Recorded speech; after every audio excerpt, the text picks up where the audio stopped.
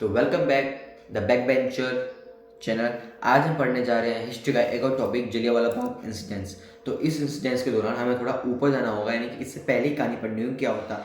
मैं आपको शॉर्ट में बताऊंगा, अगर आपको पूरी वीडियो चाहिए उसके लिए मुझे कमेंट कर देना। पहला, जब गांधी जी ने सत्याग्रह को यानी कि रोलेट सत्याग्रह को इम्पोज किया था, यानी कि उन्होंने लागू किया था कि हम सत्याग्रह करेंगे, तो लोगों ने सत्याग्रह तो करा, हड़ताल करी, रैली करी, पर 10 अप्रैल 1919 यानी कि 10 अप्रैल 1919 में अमृतसर में एक पीसफुल प्रोटेस्ट पे पुलिस ने फायर कर दिया, जिसकी वजह से जो लोग थे वो काफ़ी एंग्री हो गए थे, गुस्सा आ गया था। और पीसफुल जो पीसफुल प्रोटेस्ट था वो वॉयलेंस से बदल गया था, जिसकी वजह से महात्मा गांधी ने जो सत्याग्रह था वो कॉल ऑफ कर लिया था। अब 10 अप्रैल के दिन ही जो ये सब होने के दौरान, जब उन्होंने पीपल्स ने इस इंसिडेंट के दौरान बैंक्स पे और क्या बोलते हैं जो भी गवर्नमेंट प्रॉपर्टीज पर हमला कर दिया था 10 अप्रैल के दिन ही, तो जो ब्रिटिश गवर्नमेंट थी उनको भी गुस्सा आया था, तो उन्होंने मार्शल लॉ को पास किया था। मार्शल लॉ का मतलब है कि जो पावर है वो अब जो वहाँ की मिलिट्री है उनके पास चली गई है। और हम जानते ही हैं उस समय जो मिलिट्री का कमांडर था उसका नाम था जनरल डायर।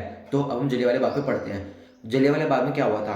13 अप्रैल 1919 में जलियांवाला बाग में, जो अमृतसर में है, वहाँ पे बहुत सारे लोग इकट्ठा हुए थे। उनको पता भी नहीं था कि मार्शल लॉ इम्प्लीमेंट हुआ है, मार्शल लॉ कुछ है भी है। वो सब तो बैसाखी को सेलिब्रेट करने के लिए जमा हुए थे।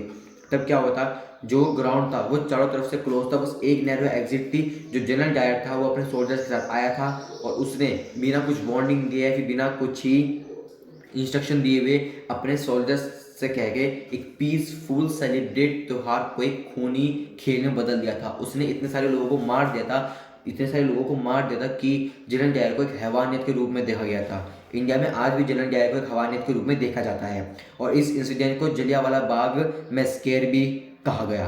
और इसके दौरान पीपल बहुत गुस्सा हो गए थे, बहुत ही ज़्यादा गुस्सा हो गए थे, और उन्होंने प्रोटेस्ट रिलीज करना बंद कर दिया था। वो अटैक करने लग गए थे पुलिस पे, टैंक्स पे, जितनी भी प्रॉपर्टीज थी गवर्नमेंट की, उन्होंने सब पे उन्होंने अटैक कर दिया था। तो इस सारी सिचुएशन के अकॉर्डिंग जो महात्मा गांधी ने सत्याग्रह को इम्पोज किया था, उन्होंने दोबारा उसे कॉल ऑफ कर लिया था। 18 अप्रैल 1919 में जो सत्याग्रह था उसे कॉल ऑफ कर लिया गया था और सत्याग्रह को बंद कर दिया गया था।